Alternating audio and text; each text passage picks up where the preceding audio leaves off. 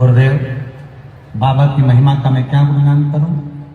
2022 दिनांक 16 फरवरी को मेरा साथ जो घटना हुई उसके बाद मैं छूट गई।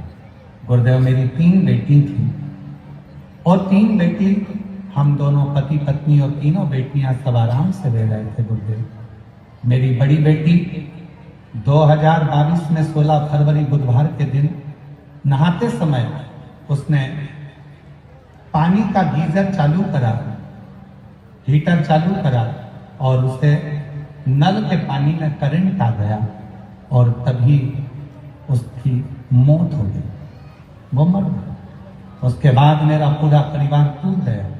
हम दुख के भव सागर में गिर गए, रोते बुरे हाल हो गए। तब पास की एक आंटी जी ने कहा कि दिन भर रोती रहती है, इसके रोने से क्या होगा। आस्था चैनल टीवी पर मिश्रा जी कथा करते हैं, तुम सुनो, तुम्हारे मन को हल्कापन महसूस होगा। गुरुदेव, मैंने भरोसा किया भगवान पर, और क्योंकि भगवान से भरोसा तो मेरा उठ चुका था, पर उन माता जी के कहने पर मैंने आपकी कथा सुनना प्रारंभ करी और बाबा की कथा सुनती, विनय करती, शिवालय जाना चालू कर दिया, 1 लोटा जल चढ़ाना चालू कर दिया। मुझे नहीं मालूम था कि 1 लोटे जल में है क्या। गली मोहल्ले के लोग मुझे ताने मारने लगे, 22 साल की लड़की मर गई, अब देवी शंकर की पूजन करने जा रही। अब इसने नया काम चालू कर दिया, शिव जी को जल चढ़ाने का। पर आपने एक शब्द कहा था, आग लगे बस्ती में।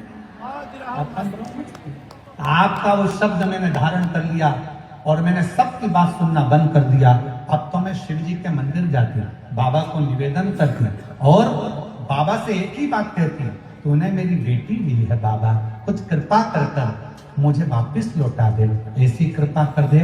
अब मेरी उम्र तो बढ़ गई है, लगभग 50 के करीब में मैं पहुंचने वाली हूँ, पर बाबा तू चाहेगा तो मेरे घर में बच्चा जरूर देगा।